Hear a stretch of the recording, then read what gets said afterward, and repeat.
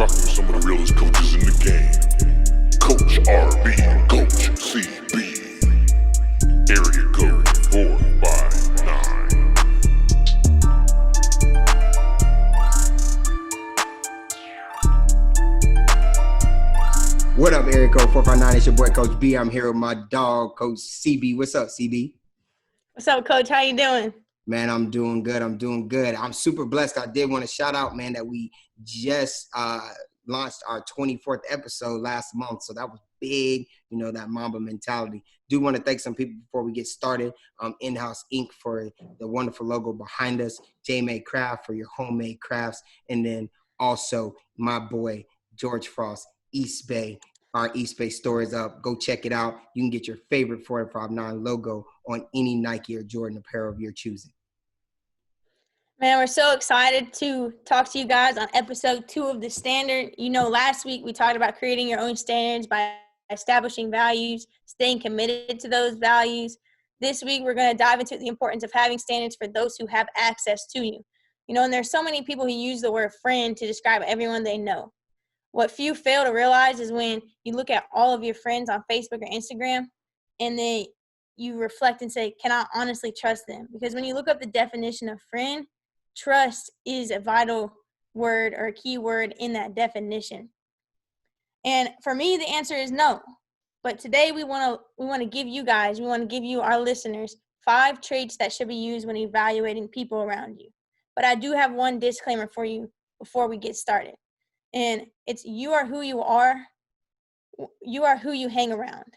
You become who you hang around. Now, there's nothing wrong with knowing a bunch of people, like everyone on Facebook that your friends are, Instagram, Twitter, social media. There's nothing wrong with saying that you know them.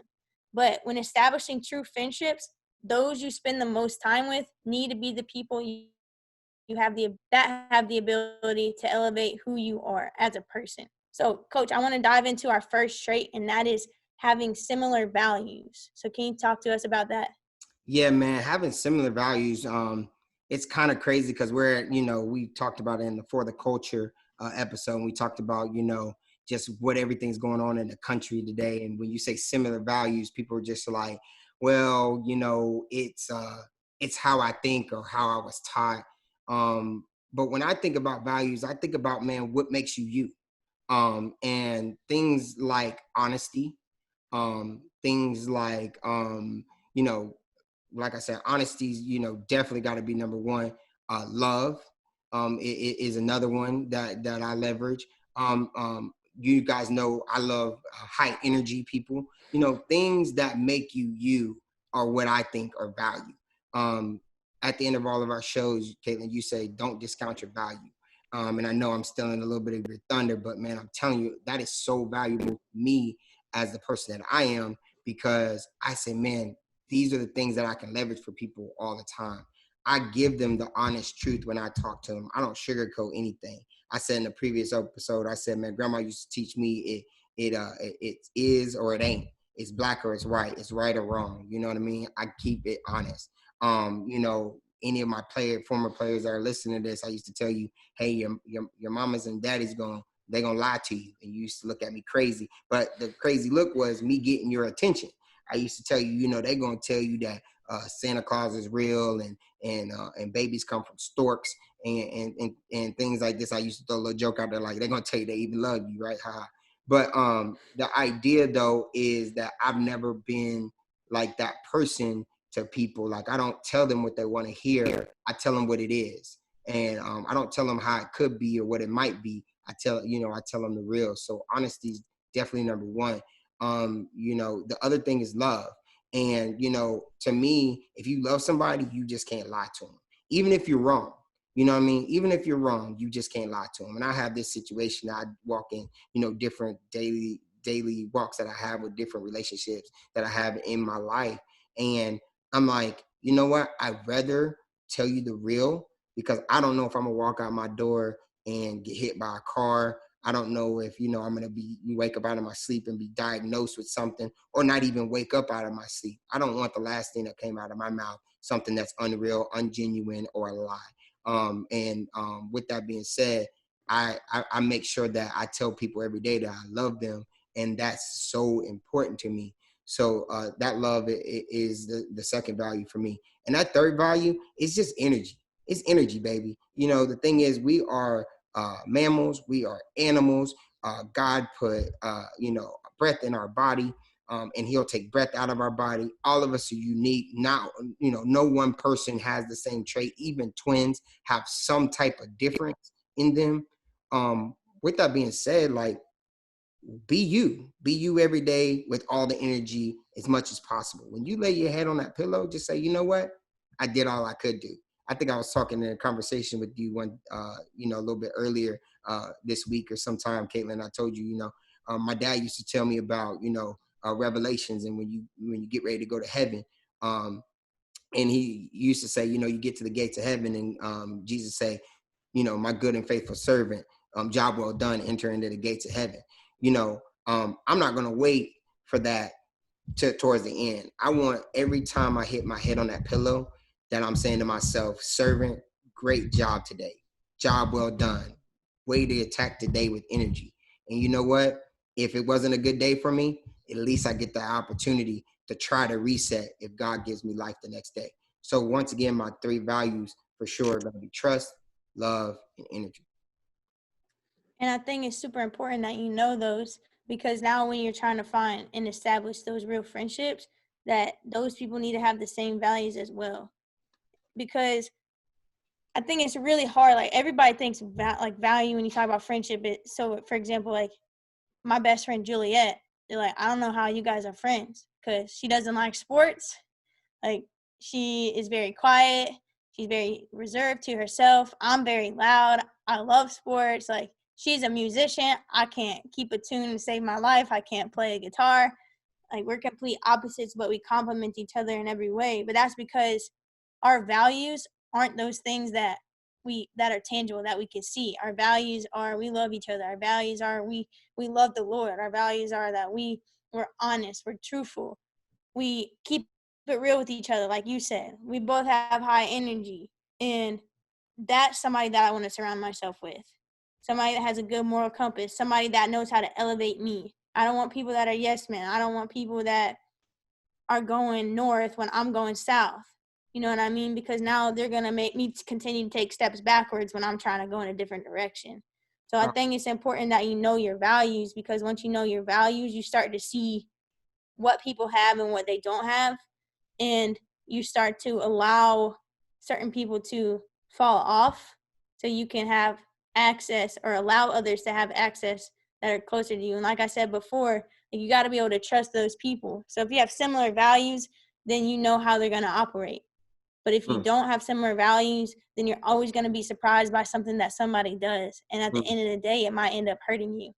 So that's why I think it's very important that you know your values and you find those people that have similar values. They don't all have to be the same, because I believe that if you have somebody that's a replica of you, then they're no longer going to push you, because you always think the same. Like, you want people that are different, but at the same time have those similar values, so you guys can't agree on things but still push each other to elevate yourself.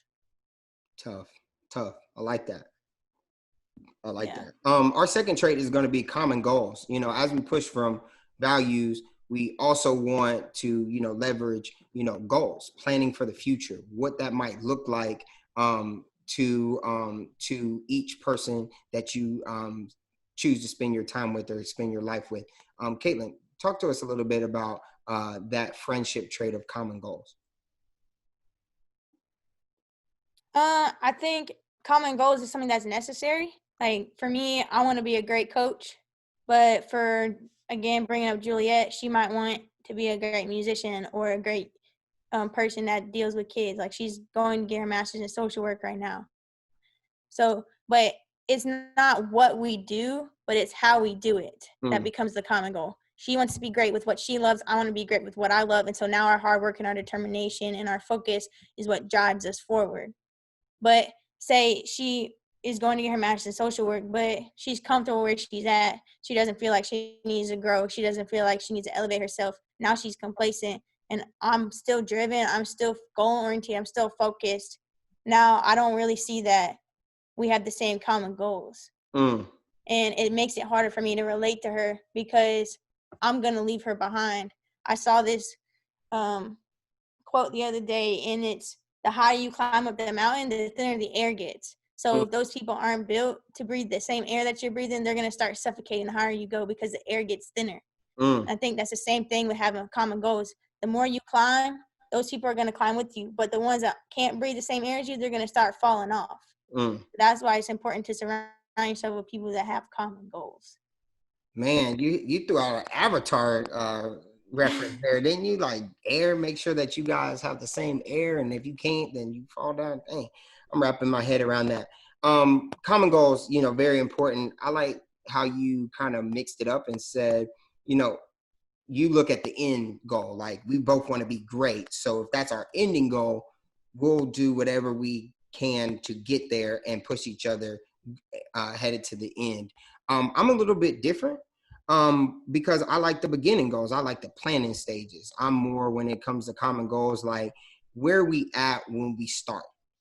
Because I think ultimately how we start can determine, where we finish. Because I leverage kind of like Hussein Bolt reference, like the fastest man in the world. He's not going to talk about the last. He's not going to talk about the last parts of his race. He's not going to talk about the first 60, or he's not going to talk about the 60 meters or the last 30. He's going to talk about that first 10 meters. He's going to talk about how does he get out of the blocks. And so that's kind of where I'm at. I'm more of a plan-driven oriented person. I'm more of the person that's like, you know what? Hey, let's try to build a vision of what we want to see, but let's build it here. One of the things that, and it's a kind of funny joke for whoever's listening, but my players used to talk about all the time about how I was hard on them about girlfriends. Coach B is always hard on us about girlfriends.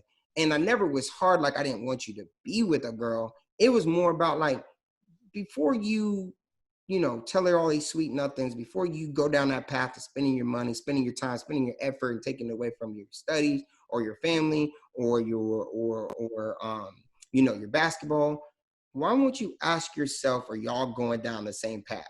Maybe that first initial conversation or that first initial date or two, you could probably learn a lot more about her and her goals and where she wants to be. So my thing is, really where you start is big, and where you build that vision or where you build those goals is very important. Yeah, and with goals comes elevation. Like when we learn how to push ourselves, that's when you really start elevating not only you but your friends and everybody around you. So can you talk to us a little bit about how you find friends who will stretch, motivate, and encourage you? To be honest with you, and this is my favorite one, when we were talking about the standard and we were talking about the friends, and we were basically saying, we want to get away from this, like, this fake friends, social media, Facebook, people liking you. Elevation was the number one thing that came to my mind. I want people to elevate, stretch, motivate me, encourage me. And to be honest with you, the ones that don't, they won't be there long. They won't be there long. And you have to also understand too, when we say stretch, motivate, encourage, which direction are they stretching you to? That's another big thing too, when you talk about elevation. Elevation, by definition, it's to push you up, right? Push you up, push you forward, take you from one platform to the next. If you're stretching me backwards, you're taking me down. You're not elevating me. You're not doing anything I need to be successful at what I do. Another thing about elevation, you have to have somebody that's encouraging you, somebody that's motivating you. And also, like you keep saying, and I think you're probably going to say this in your response, honestly, is somebody that's not going to always tell you yes, not going to always be that person to be like, oh yeah, you should do that. One thing I get at home all the time with my beautiful fiance is, are you listening to me when you say yes? You know what I mean? Like, am I actually listening to what she has to say? And, I always try to say this too, is like, I'm not going to say yes to you. If you want somebody that's going to say yes to you all the time. If you want somebody that's not going to stretch you, somebody that's not going to encourage you, somebody that's not going to motivate you, then I'm not that person for you. I'm the guy that's going to wake you up at 6 a.m. I'm the guy that's going to say, you know what? You're nervous about sending this email. What if you phrased it like this, but then tied this bow to it, right? I'm the guy that's going to say, you know what? All the hecklers out there say you ain't going to college. But little do they know, you got the secret sauce with Coach B.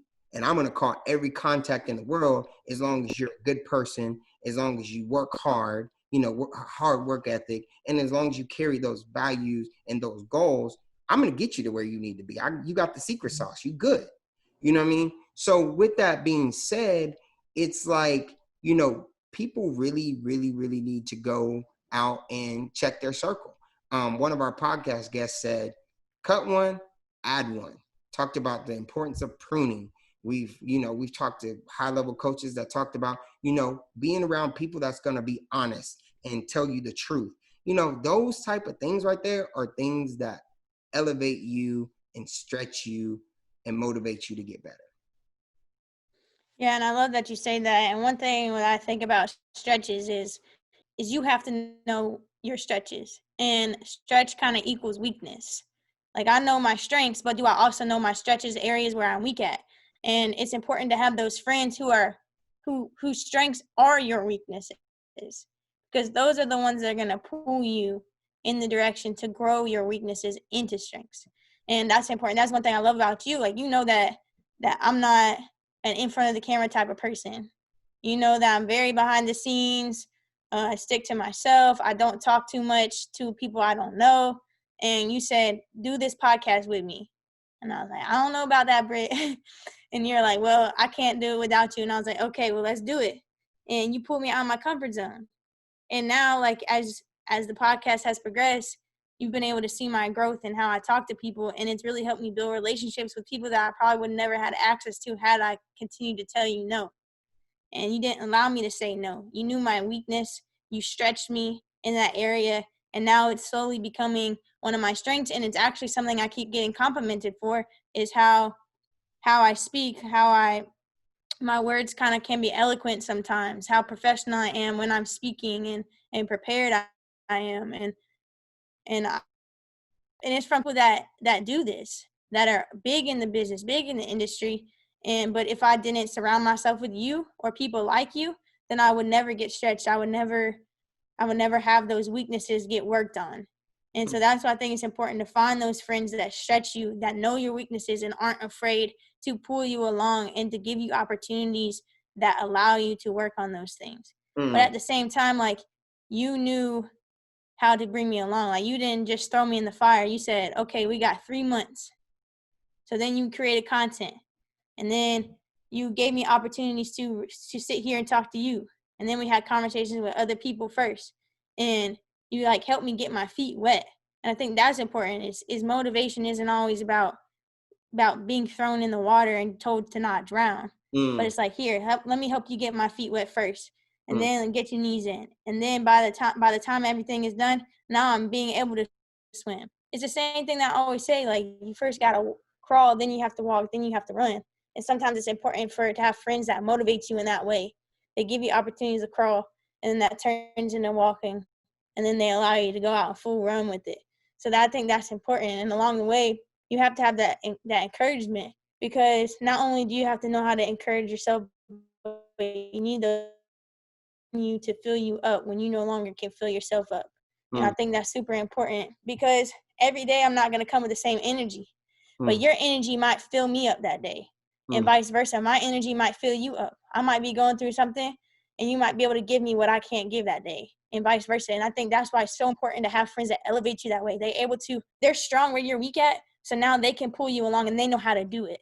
But they motivate you. They help you crawl, walk, and run. They allow you to get your feet wet first. Sometimes, even then, motivation is just throwing you in the fire.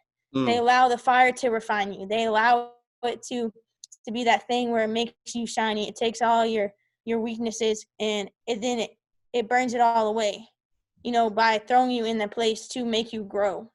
At the same time, they encourage you. They know how you tick. They know what needs to be said at certain times. It's like a coach always says, I can't coach you the same way that I coach a teammate. You know, and they know how to motivate you, encourage you, make you tick, get you to think a certain way. So now you're able to continue to move on to what you're doing. And when I say that, that leads into our next point of finding purpose partners and people who celebrate your success. I always struggle with those who say they want you to succeed, but then when you actually succeed, they're bitter about it. Mm-hmm. But can you talk to us a little bit about like why it's so important to find those people that celebrate your success and they're like, AKA what we call purpose partners? Man, you know what? This is the tough one because you lose a lot of people at this juncture. For whoever's listening, this is where you're going to lose. And success isn't always about winning. That's what people have to understand. And they're like, oh, well, he sounds like a coach that have never won anything. Well, take that back. I won a state championship. I've been in 4 state championships as a player.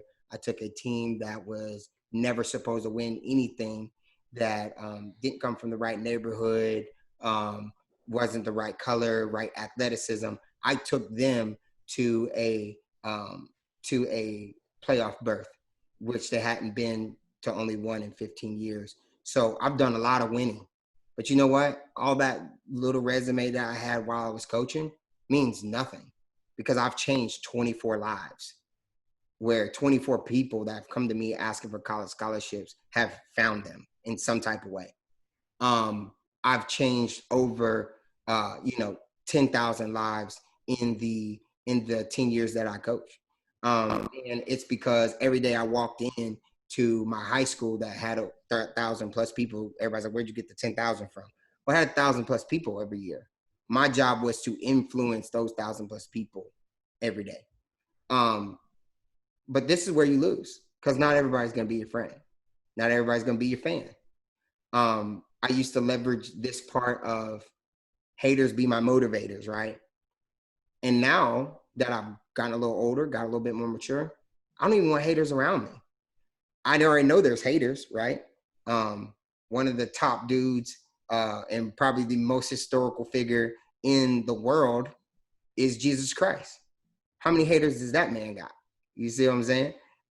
So I don't want haters around me. But what I want is, I want people that are going to celebrate success, even though it might not be a win, or maybe it was a loss. But we do, here at 459, we don't call losses losses. We call them lessons, opportunities to learn, opportunities to gain. When you talk about purpose partners, I used to have a magic number on my varsity, and you probably smile, and people that played for me knows Coach B was never keeping past 12 people. And people are like, well, Coach, why didn't you keep 12? That kid could dribble, that kid could shoot. Yeah, but what else can he do? Can he play both ends of the floor? I'm not keeping more than 12. I even stood up in a parent meeting one time, and, parents that don't like me probably thought I was crazy, but I stood up and I said, you know what? If 12 followers would follow Jesus Christ, then that's the perfect number for me. Because that's the only book that I know 12 people follow, brother. So I'm with it. And so purpose partners are going to be the people that have those things that you need. They have the similar values. They have the common goals. They're willing to elevate you, stretch you, motivate you, encourage you, period. Those are your purpose partners. I've learned different lessons in life, because people have said, I'm your friend. I've gotten 100 likes on a photo before. I've gotten retweets from, high caliber people, or people that say that they care about who I am, right? But when we had one of the deadliest storms in America here in Florida, where I'm from, I ain't have one phone call. You know what I mean? I went through that storm by myself. When I lost my first family, and this is divorce, so this, a little bit further than you are, Caitlin, nobody called me, asked, was I okay? You know what I mean? People turned against me that were there when I took my vows in front of God. So I would tell you this, purpose partners, you really have to understand, you might only have one. In my life, I think I might have 3, maybe 4, right? The 4th is kind of lingering, but it's okay, because your purpose partners are the people that are going to push you to be you. Just because they're not your purpose partner doesn't mean they can't be your friend, right? But just know the difference between, or excuse me, let me take that back. Just because they're not your purpose partners doesn't mean they can't be your acquaintance. They can't be somebody that you talk to, somebody that you hang around in bigger circles with, but don't call that person your friend, is what I meant to say. A purpose partner is your friend. It's the person that's going to call you in your time of storm. It's the person that's going to choose you. Man, I saw, and shout out to Stephen Furtick, man. I saw one of his sermons, and he said, God chose me just like Jesus chose the disciples. He chose people that had bad past, right? He chose people that would give him a different perspective of the world, that he didn't have, but also that he could elevate. And that's where I'm at. I'm not here trying to be, this biblical person or nothing like that. But I am trying to say that the purpose partner is somebody that extends beyond friends, right? It's not, so stop calling everybody your friends. Know that your purpose partners are going to be the people that share your values, share common goals like you, and then also elevate, motivate, and stretch you to be who you are. I think to add to that, there are also those who call you and say, hey, are you doing X, Y, and Z? And I haven't even, I have a friend, her name is Zaka. She lives in California. She is from Kenya in Africa. I met her in college, and she'll call me and say, hey, how's coaching going? Are you helping the kids get to where they need to be? And I'm just like, wow, I haven't talked to you in a month, but you still remember what I told you 4 weeks ago. And you still remember my goals and my purpose for why I do what I do. But you're still asking me about it to make sure that I'm doing what I told you I'm supposed to do. And I think that's another great attribute for a purpose partner is they call you, they really listen when you talk, and they make sure that they help you to accountability. And they hold you to what you've committed. Because my favorite quote from Inga Johnson is, will you stay committed to the process long after the mood you set it in has left? I hear you got that quote right. I like that. Ooh. Oh, you already know. I like that. All right. And purpose partners, those are the people that help you stay committed to the process long after the mood you set it in has left. Like those are those people. They make sure, Kate, are you getting up every morning? Kate, did you do your Bible study today? Tell me what you've been reading. Kate, how are the kids doing? Are you helping them? What's the struggle with it? How can I be of assistance? Like my mom is one of those people. I called her the other day. I've been struggling with a relationship with somebody that I know. And I said, I need help. I need some ideas. How can I be better in my situation? Help me find some purpose where I'm at so I can stop focusing on what's not working and start focusing on what is or what I can do to help make it better. And I think those are important. Those people that can be sounding boards, that have different ideas, that can pull you out of the picture frame so you can see the picture. And just like you said, they have to have similar values. They have to have common goals. They have to help you elevate yourself. But at the same time, like having friends that are purposeful, they also have to be purposeful in their life. Like you go through things too, but I can have similar values. I can have common goals. I can help elevate you. But if I don't have a purpose for my life and why I do what I do, then at the end of the day, I don't feel like I'm going to be as much help because I'm not going on a strenuous journey. I'm stuck in my comfort zone. I'm not stretching myself. I'm not pulling myself up. I'm not elevating myself. Like, to be able to help you, I have to also first help myself. Like Christian Keeling told us that in another episode. Like, I have to work on myself, help myself, elevate myself to then turn around and help somebody else do that. They always say, don't give me advice when you're going through something. Give it to me after, because now you've seen the whole process. Right. So that's where I come from. Reflection. Yeah. Right. Exactly. So, and I'm glad that you jumped in there and said that your purpose partner also calls and checks on you. You might not have talked to them, month, 6 weeks, whatever, and they still remember and value what you said. They value your end goal. They value where you want to be, what you want to do, how you want to elevate, how you want to stretch yourself, but stretch people you work with, and I'm glad that you brought that up. And I'm glad that you also said that, these are the people that are going to be there long after things fade away. They're going to be there, when things are going well, and they're also going to be there when things are going bad. Our last point, and this is really, one of the things that caught a hold in, this actually came from an episode I was talking when we had Coach Burton on the podcast. And this was one of the things that he and I talk about, and he's become a really, really good partner. I appreciate the shout out you said about getting this podcast started and stretching you and talking to different people in different spaces, because you've done that to me as well. How do you find friends who value relationships over transactions?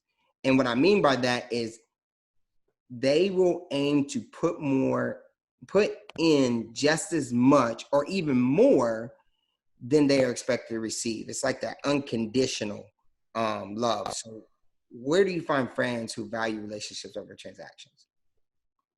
I think it's who they are. Those kind of people are those that are here to serve. They are those that don't care what they get out. They don't care if anybody notices. They don't care if at the end of the day, that their name is remembered. But all they care about is serving another person, helping them, releasing their burdens, making life easier for them. And those are the people that I say, when you find those people that have that true heart, that genuine ability to serve, then those are the ones that value relationships over transactions. And like, you can't. It's not those people that you can kind of create that. Like, I'm working with a team of boys at Holy Innocents here in Atlanta, and I got one kid that's an 11th grader, and he asked me, Coach, I want to be a leader on this team, but I've had a bad experience with a leader in the past, and I don't really know how to do it. I said, okay, well, I'm going to tell you one thing. You don't have the title of team captain at the moment, but that doesn't mean you're not a leader. And a leader is one who comes in and serves. I was like, for instance, when I was in college, I served my teammates by coming in and working hard every day for them. I served them by pushing them in practice every day. I served them by checking up on them when I'm not around. I served them by calling them right now when I'm not even when I'm no longer in the program. And I make sure their grades are good. I call them on the weekends and say, hey, let's go get in extra work. I call them when I have free time and say, hey, are you free? Let's go to the gym. Like, I do stuff outside of me being successful in basketball. And that's what I tell them a real leader is. A real leader is somebody who puts aside themselves, and really cares about everybody else and what they're doing and how they're doing. And that's how I told them, I said, when you come in this gym, people are going to come to the games to see you.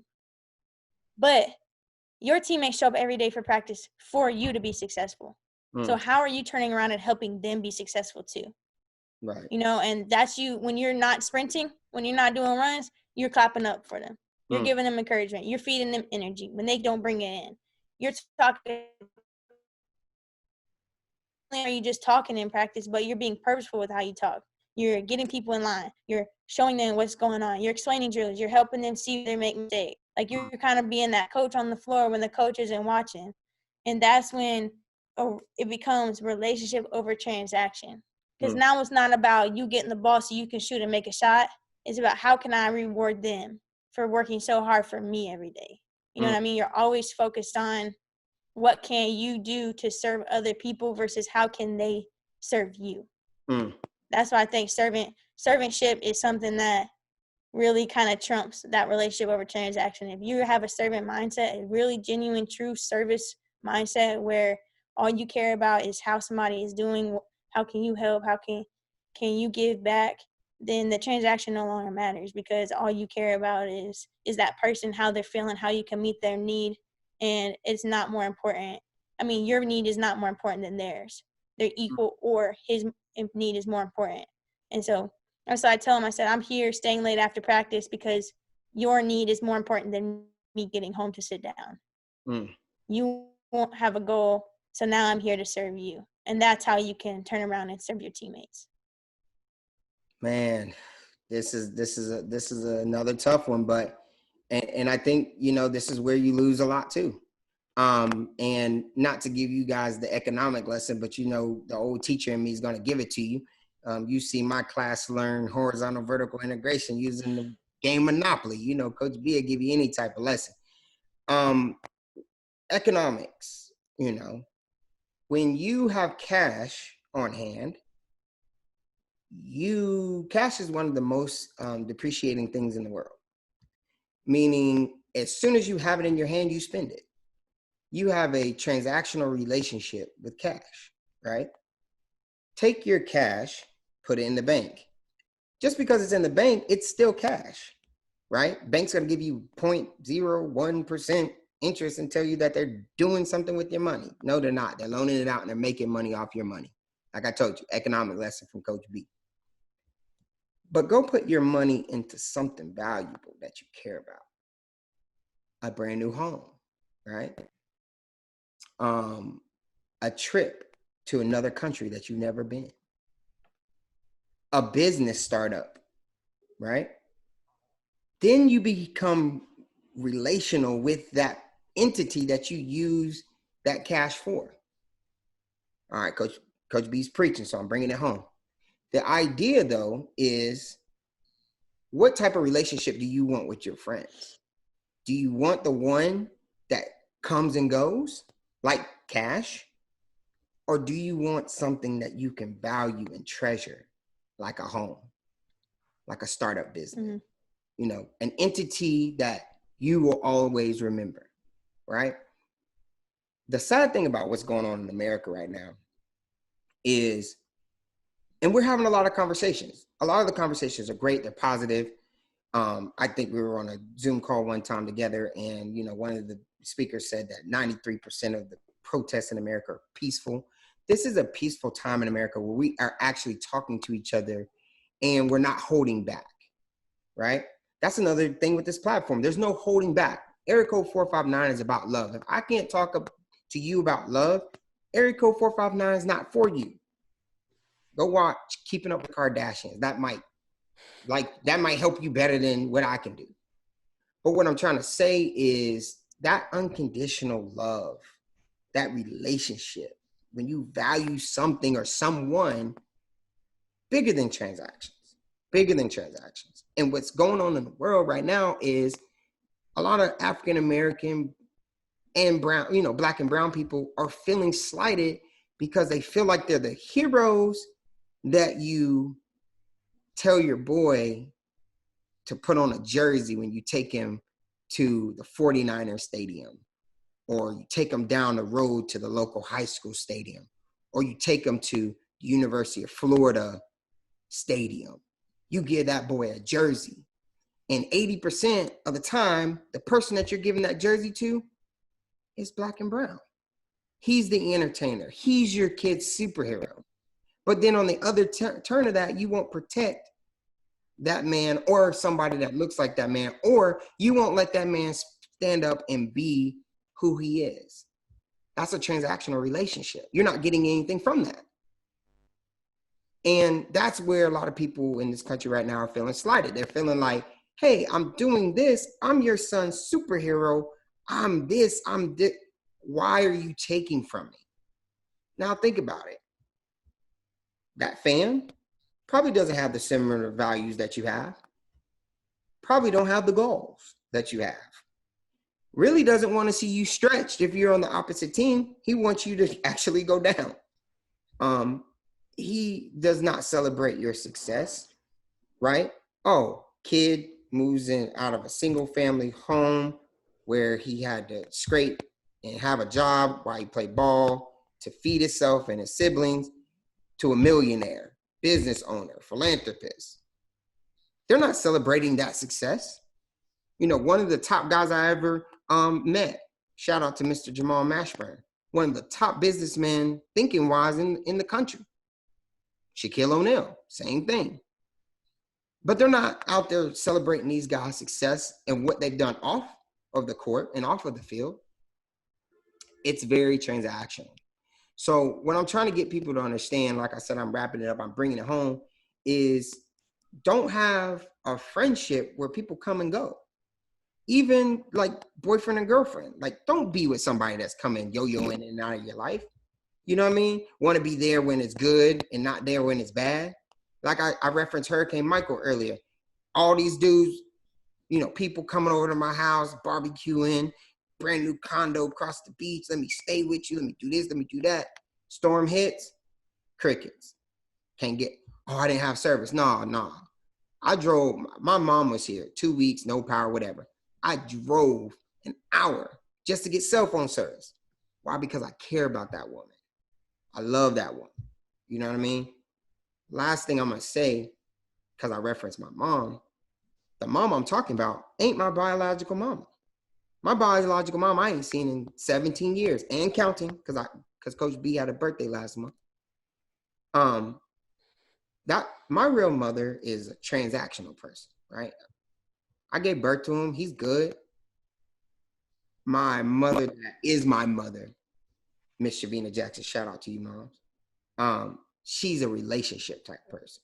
It don't matter if I'm doing good, if I'm doing bad, if I'm down, if I'm out, if I'm in and I'm up, she's always there for me. And you referenced your mom earlier. Shout out to the moms, by the way. Those are that unconditional love that a real person has for you. You need to embrace that. Those are your friends. The relationship people are the people that care to have similar values like you, care to actually have a common goal of some sort. They want to elevate you. They want to motivate you. They want to encourage you. They want to be your purpose partner. You'd be surprised how many people want to actually elevate you. Just like I told you, Kate, podcast, you're scared to talk to people? No way. Where you're trying to be, where you want to go, this will elevate you. This will make you. This will stretch you. This will take you out of your comfort zone. And then celebrate success. People don't know, you do all of our artwork on our podcast. You're, working on all the media for our podcast. I come up with content, financial backing, whatever, you know what I mean? Here and there, we work off of each other. We're purpose partners. A lot of people talk about how dope you are. To me, to you, to, people that have been on the show, they know what it is. But I'm okay with that because I'm going to love Kate regardless. It's a relationship. It's not a transaction. You know what I mean? If it was a transaction, then I'd be out there looking for the next partner. Got somebody with a big name telling you, Kate, man, 459 ain't working. I got to move on. You know what I mean? No, we're here. We're committed. We're consistent. We're moving towards where we need to be. So like I said, just decide. Do you want the person that comes and goes like cash? Or do you want somebody that you can value and you can love? All right, so here we go. At the end of our episode, we always come to the huddle where we have these call to actions and we just talk about, anything we want people to leverage from our episode and take away. Go ahead, Kate, start us with the call to action. I think call to action is to serve other people with a genuine heart, and then those you consider friends, and see how they treat you. Now, I don't say serve to be served back, because that's not a servant's heart. Servant's heart's gonna do it no matter what condition, who it is, what you're gonna get in return. But I realized that I serve a lot of people that don't like to serve me back. And at the end of the day, I'm not helping you grow anymore. I'm kind of just a person there that's being used. And when you serve other people with a genuine heart, you will really start to see who those true friends are. So I say just serve with a genuine heart. That's my call to action. And then be attentive to the energy that you get in return. Love it. Love it. My call to action is Coach B's telling you, you got homework, so get ready. I want you to write down your top 5 friends. I want you to go outside of your mom and your significant other. Once you get past those 2, I want you to list 5 people after those 2. And I'm going to do it too. And then I want you to place next to their name an X or a PP. The PP stands for purpose partner. And when you label that person a PP or a purpose partner, I want you to make sure that that purpose partner values you and loves you unconditionally, shares similar values, common goals, willing to elevate you, stretch you, motivate you, and encourage you.